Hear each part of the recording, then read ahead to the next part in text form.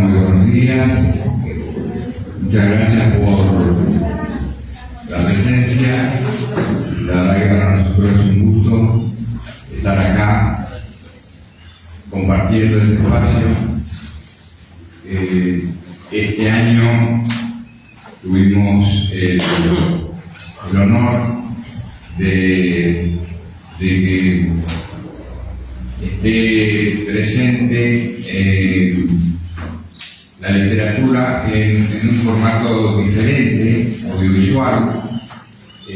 José Gabriel Ceballos, junto con el querido director Luis Mirón, hicieron esa obra de arte tan buena que abrió nuestro encuentro.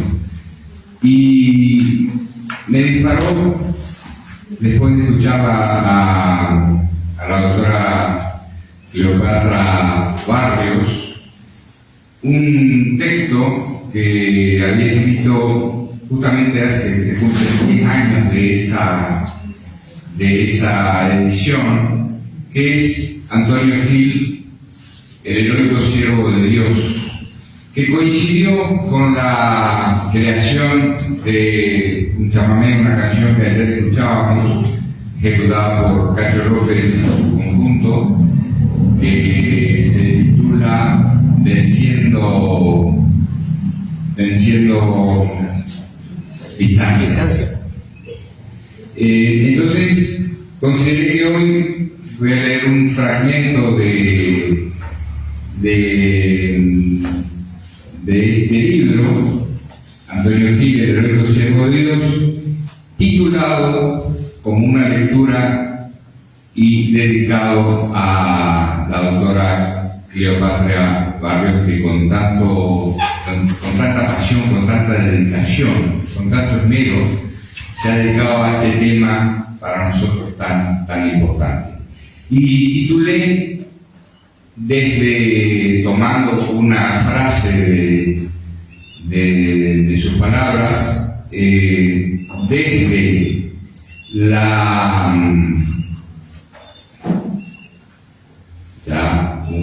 la coquetería hay que dejarla y usarlos, ¿vale?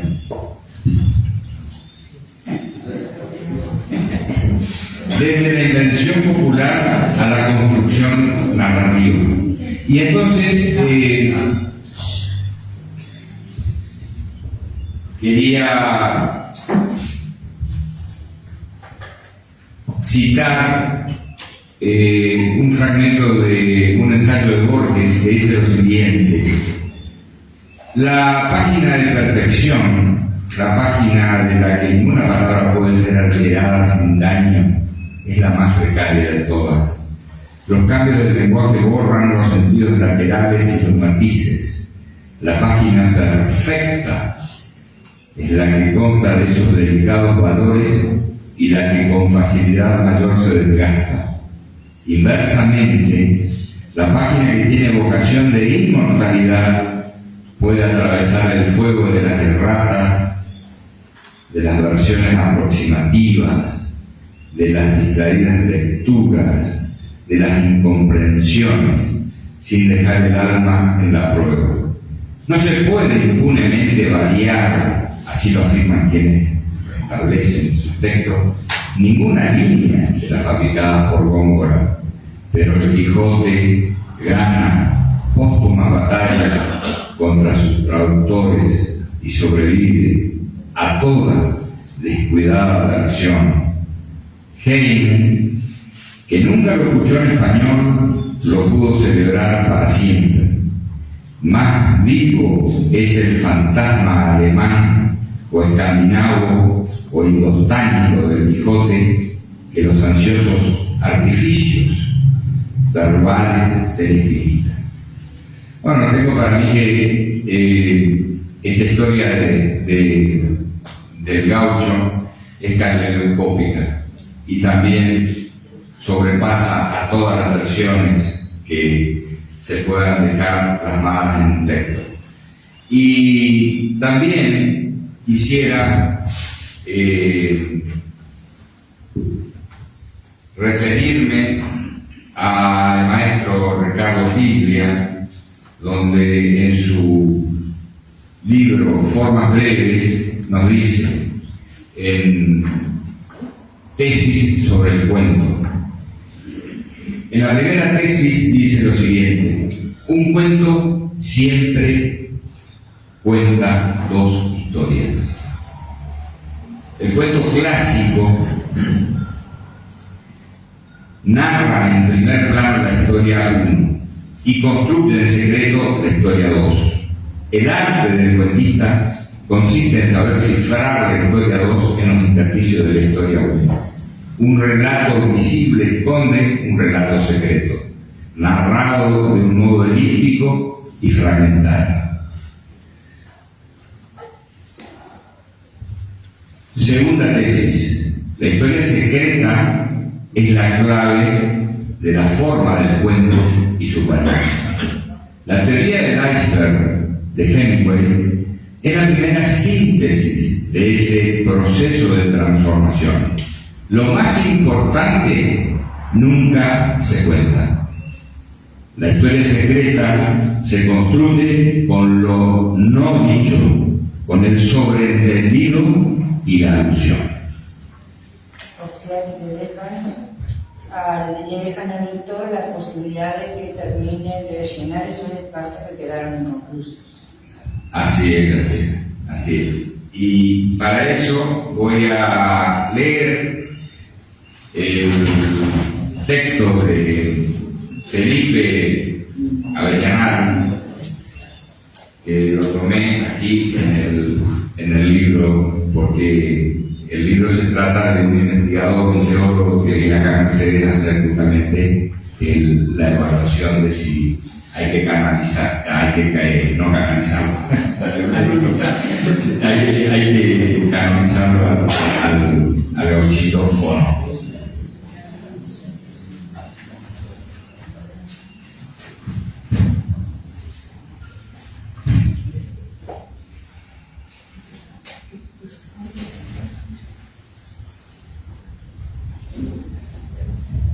Antonio Gil era uno de los tantos campesinos que poblaban el Payure, víctima de las luchas fraticidas de nuestro pasado histórico cuando combatían celestes y colorados. Uno de los jefes de los celestes fue el coronel Juan de la Cruz Salazar, del recio prestigio ganado en la guerra del Paraguay. Por aquel entonces se libraron las batallas de Cañada del Tabaco y de Ifrán. Allí murieron los coroneles Aguirre y Cáceres, de la divisa Monzón. Durante una de estas reyertas, el coronel Salazar citó a los payureros para que acudieran a su estancia. Formó con esta gente un batallón y marchó hacia el norte, es decir, entraron a los pagos del norte, para los correntinos del sur, que daba al cruzar el río Corriente. Trataba Salazar de incorporarse a estos grupos que se estaban formando. Al anochecer, cuando todos descansaban, Antonio Gil abandonó el campamento.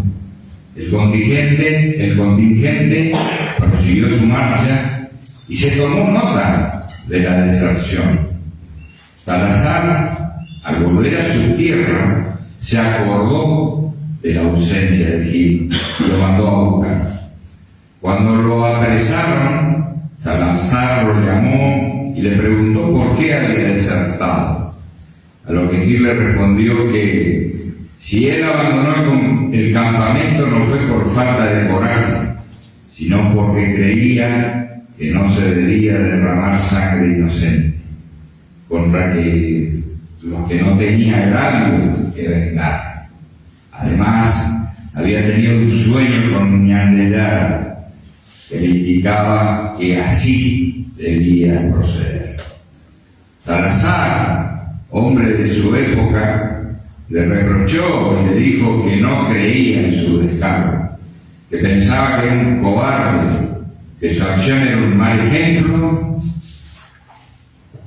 y que debía ser rigurosamente castigado. Inmediatamente llamó a 4 de sus más fieles servidores y, haciendo maniatar al inculpado, lo remitió a Mercedes para que desde allí lo enviaron a Goya, donde se le debía juzgar. Esto causó conmoción en el Pariure, donde Antonio Gil era considerado un hombre sano, bueno, servicial, leal amigo, a quien por otra parte se lo sabía corajudo. La noticia llegó a oídos de un sargento Velázquez, otro bravo correntino, guerrero del Paraguay, de pura raza guaraní, que apenas hablaba en castellano, siendo este el motivo por el cual nunca se le pudo dar el cargo de oficial. Además, era analfabeto. Velázquez, quien quería mucho a Gil, se apersonó a Salazar y le dijo: en Baeré de Lujica, Gil fue preso. ¿Por qué lo mandaste preso a Gil? Salazar le replicó que el reo no había cumplido con su condición de soldado y que cabía el castigo. «No alegar, che coronel», exclamó Velázquez. Alegar era una de las pocas palabras que sabía en castellano el sargento guaraní, y con ello quería significar que en la emergencia no correspondía el frío razonamiento de la ley, sino el hondo y profundo sentimiento que da la sangre. Salazar tenía un gran respeto por Velázquez y a la vez su firme actitud quiso complacerlo. Y al ver su firme actitud quiso complacerlo. Le dijo: tráeme 20 firmas de los principales de la zona y le haré poner libre a tu amigo. Velázquez consiguió las 20 firmas y, enfrentando a su jefe, le exigió: «Arrondé la firma, agato acá en nivel, cumplillaba de palabra, te traje las firmas, ahora cumplí tu palabra». Salazar cumplió, mandó un propio, persona de su confianza, Mercedes, ordenando la libertad de Gil. Pero la orden no pudo cumplirse, pues según se dijo, cuando se remitía el reo a la ciudad de Goya para ser juzgado, quiso fugarse y tuvo que ser muerto. La realidad parece ser esta: los presos casi nunca llegaban a destino y siempre se daba la misma explicación. Era una especie de justicia sumaria, común en aquel entonces. Luego se supo, cuando el sargento de la partida ordenó que degollaran a Gil, le dijo: «No me mates, porque la orden de mi perdón está en camino». «¿Vos te crees que te vas a salvar con eso?», replicó el otro. «No», le contestó Gil, «vos estás por degollar, pero te digo algo más. Cuando llegues a Mercedes, junto con la orden de mi perdón, te van a informar de tu hijo. Se está muriendo de mala enfermedad. Y como vos vas a derramar sangre inocente, invocame para que interceda ante Dios por la vida de tu hijo. Porque suelen decir que la sangre del inocente sirve para hacer el milagro». El sargento no lo creyó y Antonio Gil fue muerto. Cuando regresó a la partida, se recibió la confirmación de lo dicho por Gil y el sargento, desesperado, lo invocó para que le salvara la vida de su hijo moribundo. Al otro día, el niño estaba fuera de peligro. Entonces, el matador arrepentido fabricó una cruz de ñanguay y la llevó al hombro, a pie, desde Mercedes hasta el lugar donde hizo degollar a la gente, Antonio Gil. Esa fue la primera cruz que hubo allí y la que dio nombre al lugar. La muerte de un hombre en las condiciones de Gil abre infinitas posibilidades, entre ellas las del milagro, o de lo que llamamos milagro. Otro hombre hace muchos años fue crucificado y su sangre derramada, también sangre inocente, contribuyó a la salvación de muchos, dando un nuevo sentido de hermandad y de redención a la humanidad. Gil, fundamentalmente querido por el pueblo en el sentido expresado, siendo considerado un intercesor y es venerado como un milagrero. Muchas gracias.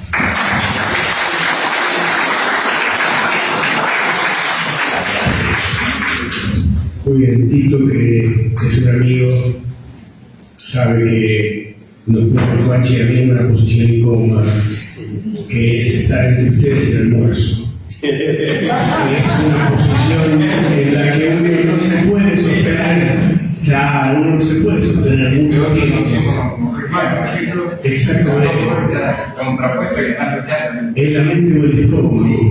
Y sabe que la única forma de callarnos es con la promesa de comida. La mística no. Así que vamos a tratar de ser breves.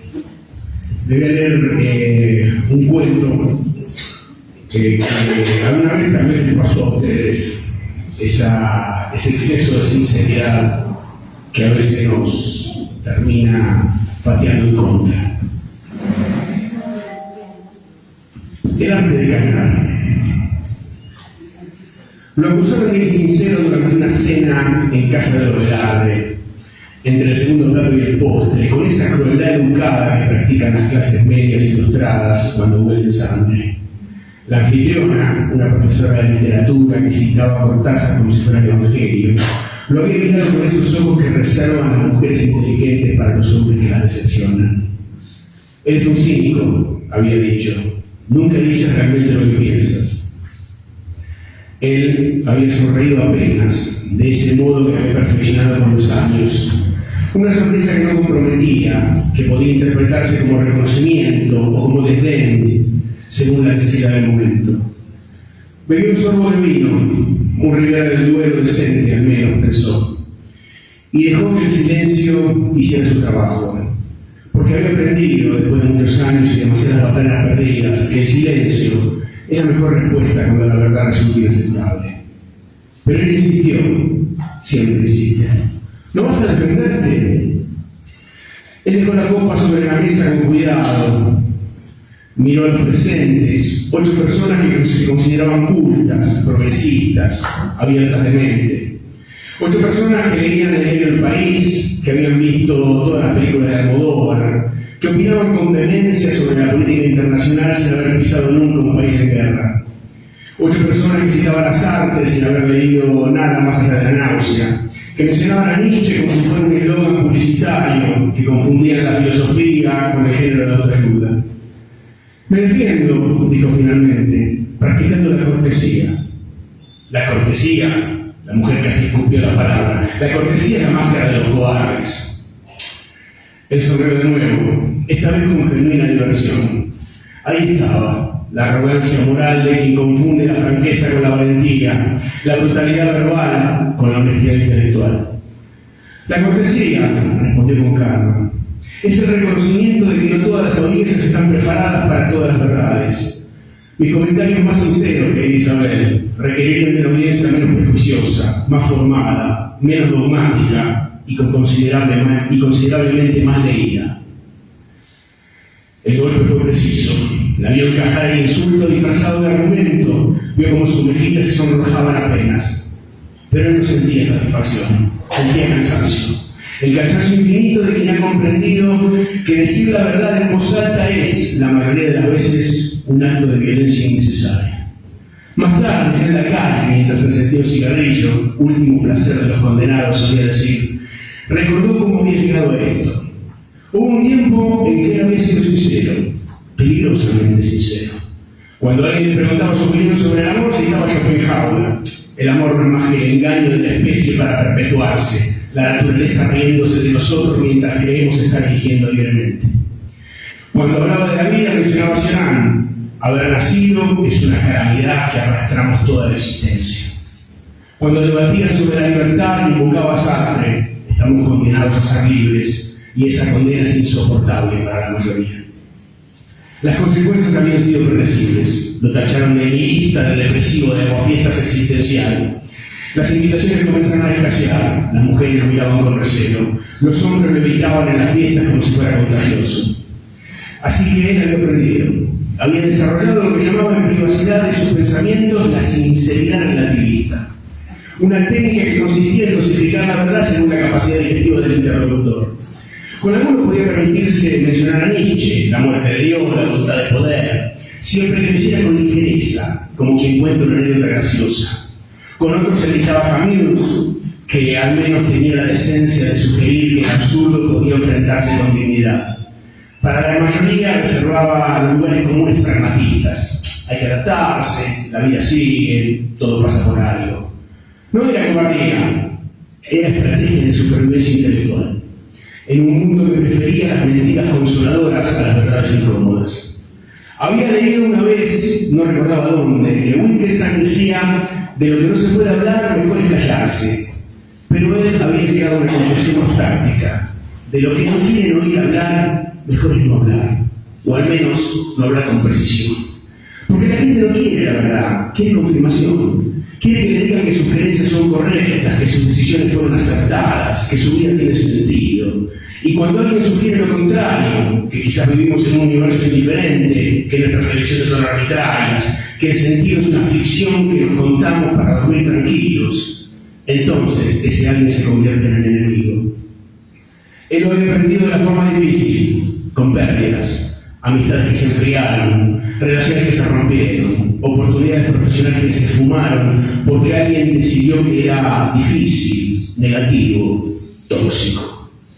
Así que ahora practicaba el arte de la insinceridad necesaria, como un médico que administra placebo sabiendo que el paciente no sobreviviría a la quimioterapia real, como un cirujano que decide no operar porque el paciente moriría en la mesa. Kant había hablado de la mentira piadosa, había concluido con su rigor prusiano que mentir era siempre inmoral. Pero Kant nunca había cenado con lo del arte. Kant nunca había tenido que elegir entre la verdad absoluta y la paz social, entre Zaratustra y mantener el trabajo. Había una frase de Kant que él apreciaba: la palabra fue dada al hombre para disfrazar su pensamiento. Los moralistas lo citaban como ejemplo de cinismo. Él lo consideraba realismo aplicado. Porque decir la verdad completa, brutal, sin anestesia, no es valentía, es vanidad. Era el ego disfrazado de honestidad, era creer que tu verdad era tan importante y que justificaba cualquier daño colateral. Él había leído suficiente en filosofía para saber que la verdad era compleja, estratificada, contextual. Había leído a Nietzsche el tiempo suficiente para entender que no existen hechos, solo interpretaciones.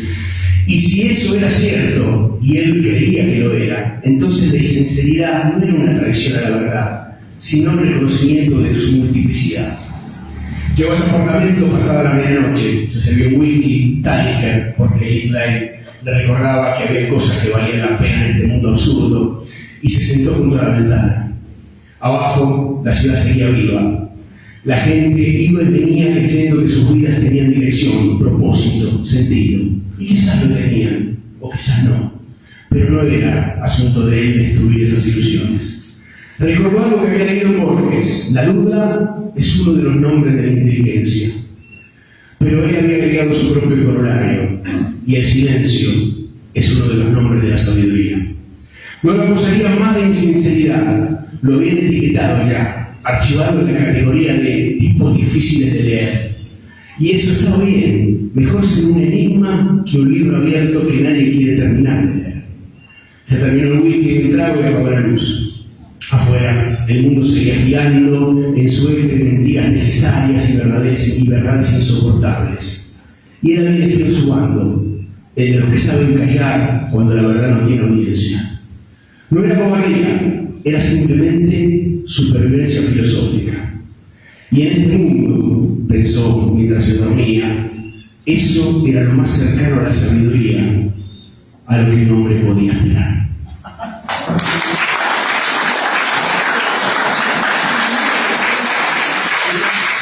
Y lo dejo ahora sí con el último, porque ya se huele la comida de acá. Porque tengo un hambre imposible, ¿sí? Pero vamos a tratar bien que se viene época de mundiales, ¿sí? Y el mundial para mí es una época un tanto triste, ¿sí? Como soy futbolero, pero no considero eso fútbol. Entonces, De alguna forma tenía que expresarlo, de alguna manera lo tenía que poner. Este juego se llama el fútbol. A don Carmelo se le muere el fútbol de a poquito. Lo ve agonizar cada domingo frente al televisor de su casa, en esa sala que huele con enseña recuerdos. Los jugadores corren en la pantalla con sus camisetas relucientes, sus peinados perfectos, sus gestos ensayados para las cámaras. Y don Carmelo ría con la cabeza una y otra vez, como si pudiera rechazar lo que sus ojos le muestran. Esto ya no es fútbol, murmura para nadie, porque vive solo desde que murió Estela. Esto es otra cosa. Tal vez ya estaba muerto y él lo volvió a la vida sin saberlo. Tal vez sucedió aquella tarde de 1964, cuando tenía 12 años y pateó una pelota de trapo en el baldío detrás de la estación de trenes. El fútbol, así le decían entonces, con esa pronunciación trabajosa que convertía a lo extranjero en propio, había muerto con el último tren que dejó de pasar por el pueblo.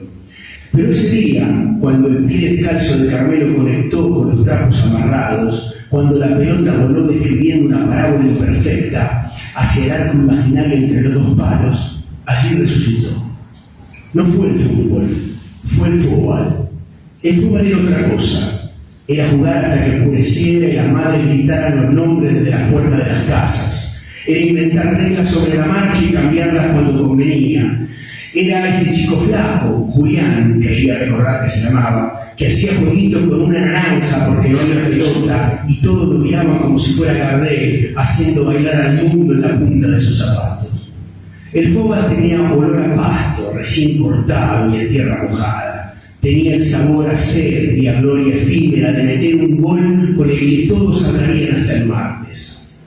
Pero ahora don Carmelo mira la pantalla y ve cifras. Transferencias de millones que no pueden ni pronunciar, de jugadores que parecen modelos publicitarios con sus barbas diseñadas y sus tatuajes que cuentan historias escritas por agencias de marketing, ve estadios que son catedrales del consumo, donde una familia no puede entrar sin hipotecar la quincena. Tal vez agonice en alguna Ramona en otro planeta. Don Carmelo se aferra a esa idea como un náufrago, un madero. Tal vez en algún lugar del universo, en alguna dimensión paralela o en algún rincón olvidado de este mismo mundo, el fútbol todavía respira. Tal vez en una villa de Buenos Aires, en una favela de Río, en un descampado de Lagos o en un callejón de Bogotá, unos niños están jugando con la misma pasión desinteresada que él sintió aquella tarde de 1964. Tal vez allí, donde nadie los mira, excepto un perro sarnoso y un gato que cruza la cancha improvisada, el fútbol sigue vivo.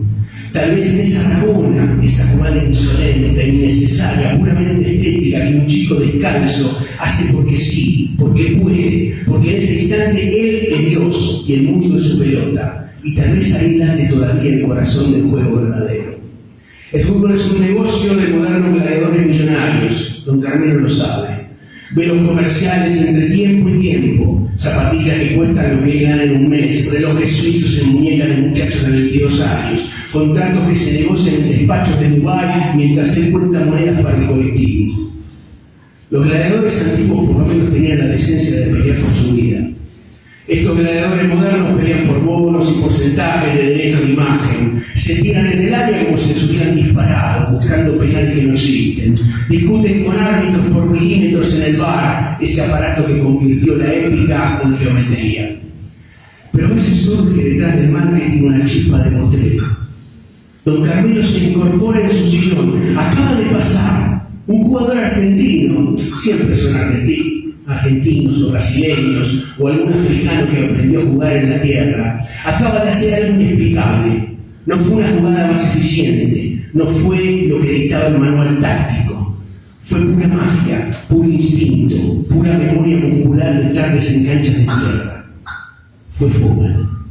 En ese momento devuelve el espíritu a ese engendro que ya no es fútbol, sino solamente fútbol. Por 3 segundos, tal vez 4, el estadio entero olvida que esto es un negocio. Los hinchas gritan con algo más que fanatismo frente a las cámaras de sus teléfonos, gritan con asombro genuino. Los comentaristas se quedan sin palabras, porque no hay estadística que explique lo que acaban de ver. Incluso los compañeros del jugador lo miran como si acabara de descubrir el fuego.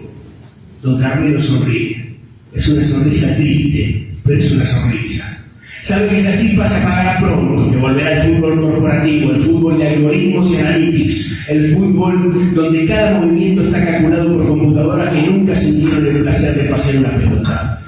Sabe que mañana mismo ese jugador firmará un contrato con alguna marca y su imagen aparecerá en vallas publicitarias vendiendo cosas que nadie necesita por plata que casi nadie tiene. Pero por un momento, por esos 4 segundos gloriosos, el fútbol estuvo vivo. Y don Carmelo, ese hombre de 73 años que lleva en sus rodillas destruida la memoria de 1000 tardes en el potrero, ese hombre que ya no puede correr, pero que todavía sueña que lo hace, ese hombre sabe que mientras existan esos momentos, mientras algún jugador en algún lugar se olvide del negocio y juegue como si tuviera 12 años y todo el tiempo del mundo, el fútbol no morirá del todo. Agonizará, sí. Se esconderá detrás de las cámaras y los contratos, se disfrazará de fútbol para sobrevivir en este mundo que convirtió todo en mercancía. Pero no morirá. Porque el fútbol no vive en los estadios ni en las transmisiones, vive en la memoria de los que alguna vez jugaron por el simple placer de jugar. Vive en la esperanza de que algún niño, en algún potrero olvidado por Dios y por la FIFA, esté en ese preciso instante descubriendo que una pelota puede volar si la pateas de cierta manera y que esa sensación vale más que todo el dinero del mundo. Don Carmelo apaga el televisor. Afuera está oscureciendo. Mañana será otro día. Otra agonía, otra lucha por mantener vivo algo que tal vez solo exista ya en su memoria. Pero hoy hubo esa chispa. Y eso, piensa mientras prepara un mate en la cocina, eso tiene que ser suficiente.